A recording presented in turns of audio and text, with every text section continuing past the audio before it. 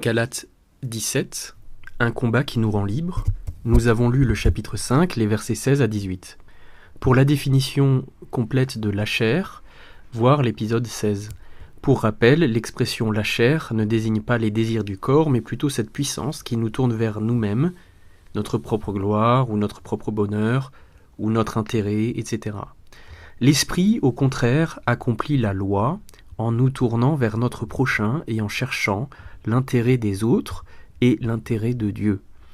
Ce passage établit qu'il y a une lutte dans le cœur du croyant entre ces deux puissances, la chair, qui est la puissance humaine, et l'esprit, qui est l'esprit de Dieu.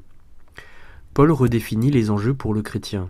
La question n'est donc plus de suivre la loi de Moïse, il ne s'agit pas non plus d'être libre de la loi pour vivre selon notre bon plaisir. Le nouveau combat qu'il présente consiste à crucifier notre chair avec ses désirs pour vivre par l'esprit.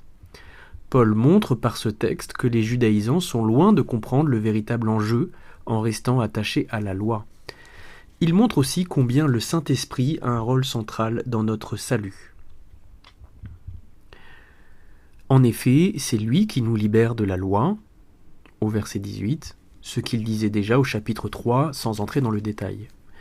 Et au verset 16, il rajoute que l'Esprit nous libère du pouvoir de la chair, c'est-à-dire au final de nous-mêmes.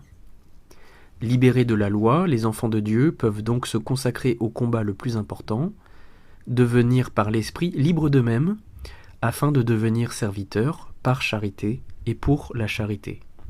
Le combat que mènent les judaïsants par la loi les rend esclaves de la loi. Le combat de l'Évangile que nous menons par l'Esprit nous rend libres pour Dieu.